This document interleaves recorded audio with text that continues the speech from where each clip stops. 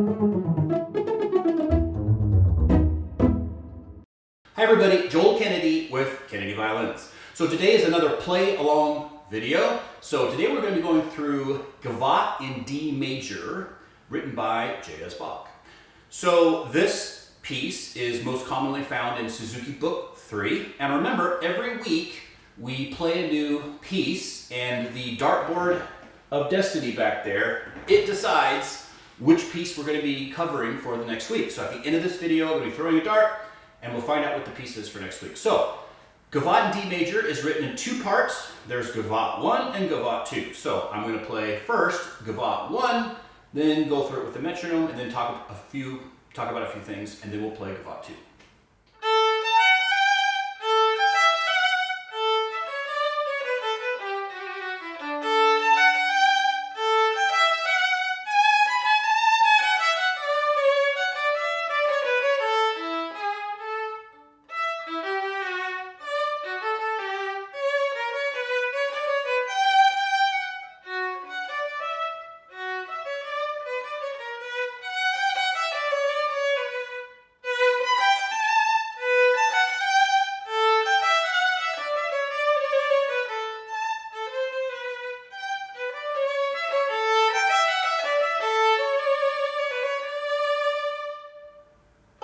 Okay, so that's that. Okay, so this piece is pretty straightforward, I think. We are in the key of D major, which means that we have two sharps, F sharp and C sharp. So what does that mean for our left hand? Well, it means that all of our second fingers are not going to be low, they're going to be high. So all our second fingers are high on the G, the D, and the A. That's our C sharp. And then it's low on the E string, right? So that's a G natural. Okay, so high two, high two, high two. Okay, first finger is going to be the same on every string, right? So remember, the natural position for first finger on the E is usually low, right? But since we have an F sharp, now it's going to be in the same spot as it is on all the other strings. So from a left hand perspective, pretty simple. Okay, so the time signature is common time, right? That's that big fat C there in the time signature. That, of course, common times means 4/4.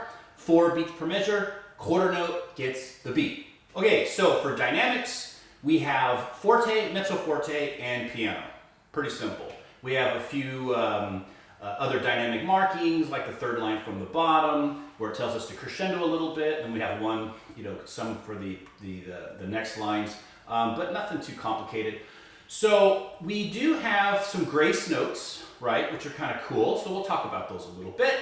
And we also have some kind of train tracks where we stop our bow. So, first of all, let's just play the first part up to the double bar, and I'll play it with a metronome. So I'm going to put the metronome on 120, right? So it's 120 beats per minute, so every beat is a quarter note. Bum, beep, bum, ba-da, bum, beep, bum, ba-da. Okay.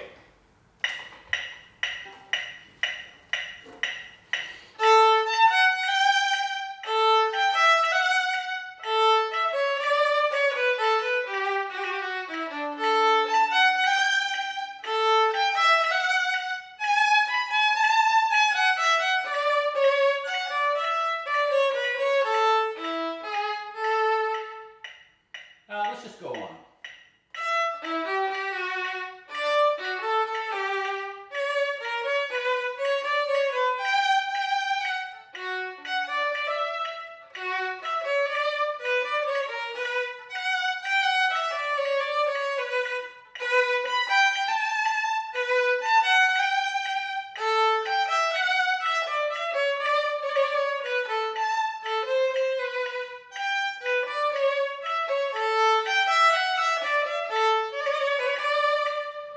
Okay, so that was with no retards or anything like that, just keeping like steady rhythm. So if there's any questions as to how it matches with the metronome, well, now you know. Okay, so we have some grace notes, which are kind of cool. So the first grace note occurs the second measure, right?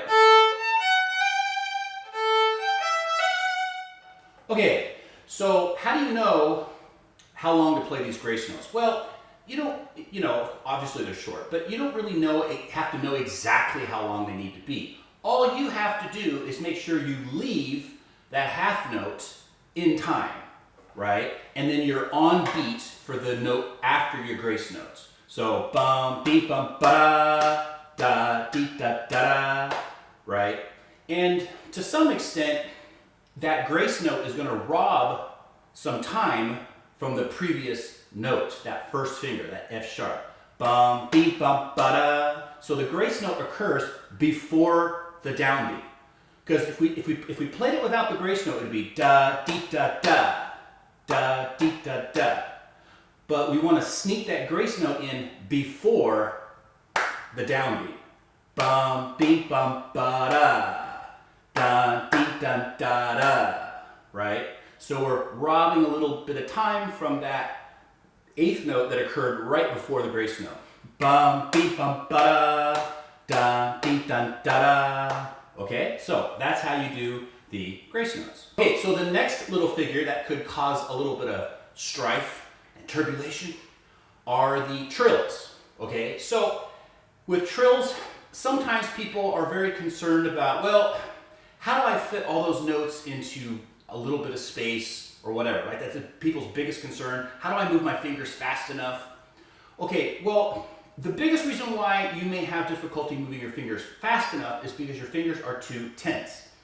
The other reason why you may be having a difficult time moving your fingers fast enough is because your mind is disorganized. It knows that it has to play 2 and 3 quickly, but that's about it. Well, that's not good enough. If you know exactly what notes you're playing and when you're playing them and what note you're starting with and what note you're ending with, that will give your brain some organization and make it a lot easier. So your trill, your first trill occurs first measure of the second line, right? So it's very important for you to have in your mind that you are going to start with the second finger, trill to the third finger, and then end on the second finger. That's usually the part that people kind of forget. You know, what note am I ending on? You're ending on the second finger. So you could practice these trills slowly by just doing what I just did. Then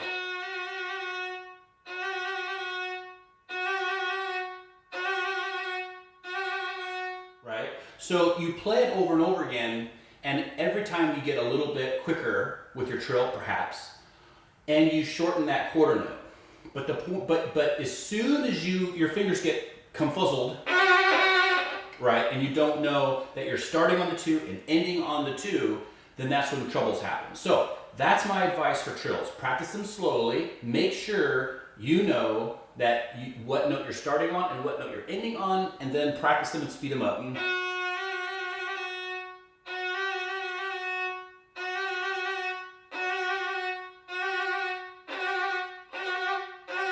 Okay? And then, as far as timing, you just have to make sure that the next beat, which is your first finger, that one occurs on the beat. So you can do whatever you want, you know, in terms of timing for the most part. You just make sure that first finger occurs on the beat. So it'd be da, da, da, da, da, da. Just be done with that trill when that beat comes down for that first finger. Da, da, da, da, da, da, right? And that's the same for every trill that is in this piece. Okay, so that's my advice on trills. Now we have some staccato, okay? We have on the eighth notes, I'm personally not playing them super short, like off the string or you know, as a spiccato or something like that. So I'm playing them, you know, not super short. Now you could do, or, right? It's up to you. Personally, I just like to give them a little bit of accent or a little bit of impetus there, and to me that sounds the best. But what staccato you do is up to you. The most important thing is that you are in control of your staccato and you know exactly what you're going to do every time you play those eighth notes. Okay, so the last thing that I'll mention is the railroad track. So fourth line, last measure, you see how you have those two lines that go, they go across the top line, right? So you have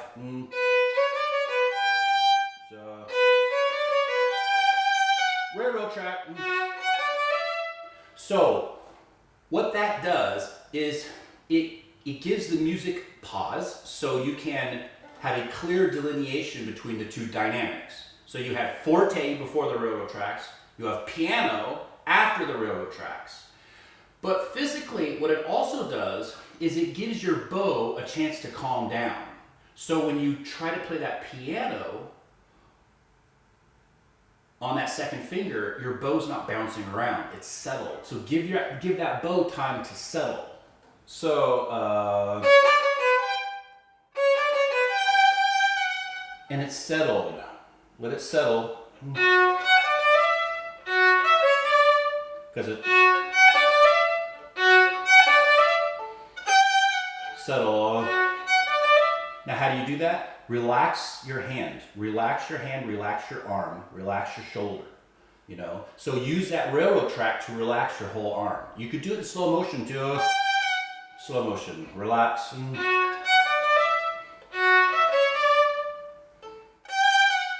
Relax. And then you just simply speed up the process.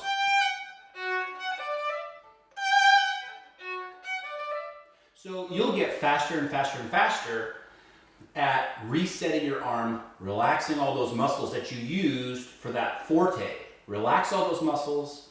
That's what your train track is for. And then go on and play that piano.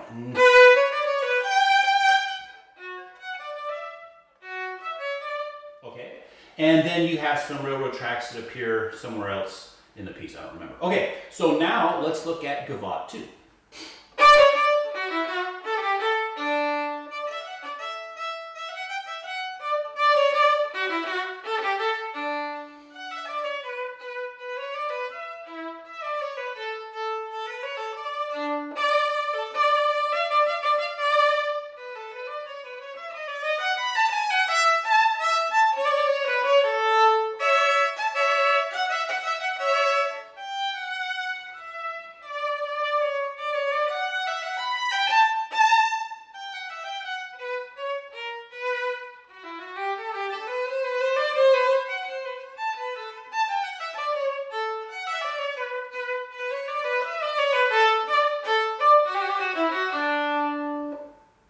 Okay, so that's the second half. So let's talk about that a little bit. Okay, so the second Gavotte is a little bit more march, a little bit more square, it's a little bit more in your face, it's a little heavier, but it's also got more contrast, right? So you've got double forte in the beginning with accents, right? You see those little sideways V's on the third finger, that D natural, right? So we're supposed to accent, right? So dee da da, dee da da, dee da da da. Then piano, right? So those two kind of personalities, it's almost like two people are talking. One is a bull in a china shop, and the other one is kind of a quiet person, like, well, I don't know, So you got to get those two personalities in there. Okay, then we have a marcato marking on the third line, second to last measure. You see that M-A-R-C, that's a marcato. So again, it's trying to get us to accent and then also put separation between the third finger and the open. Right? Dun, dun. So really just, dun, dun. So it's very, I always say strident, I don't know why, but anyway. It's a very kind of heavy, in your face, blocky, square, type of figure, and otherwise they wouldn't put marcato. Now, of course, we have an accent on that third finger, right? But we also want to make sure we stop our bow before that A, because it's got a dot on it, right? So, right? And then we have the figure third finger to fourth finger too, right? And then huge contrast, we go to that piano. So.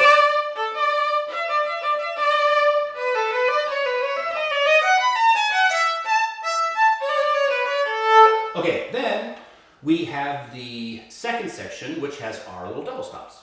Okay, so with the double stops, I'll give you the same advice that I always give with these kinds of double stops, and that is you have to play a finger That's C sharp with an open E, right? So the first time you play these, you may have, probably will have, problems with your second finger touching your E string, okay? That's super annoying and it sounds nasty. So how do you avoid that? Well, slow practice without the slurs, for one, okay? Number two, make sure you stand that finger up, right? Don't lay it down, right? So what does that mean? So when you're standing that finger up, you're making sure your elbow, you got proper technique, your elbow is over, so make your elbow go towards this direction, right? Your right shoulder, right? That's gonna stand that finger up a little bit better on your fingerboard. Make sure your fingers are tippy tip and make sure you trim your fingernails, right? So you're using just the tip of your finger, making sure it's not the pad, and moving your elbow is gonna help.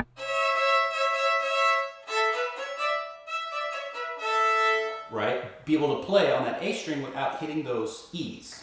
So we have two open. So remember, practicing without the slur.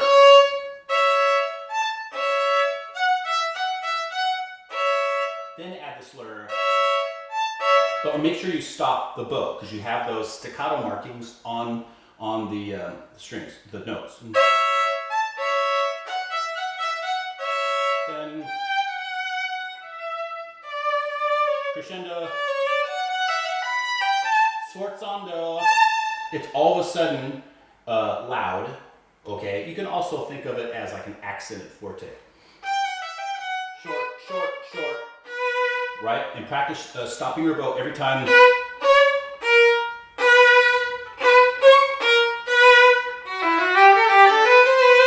Then be in the upper part of the bow for this.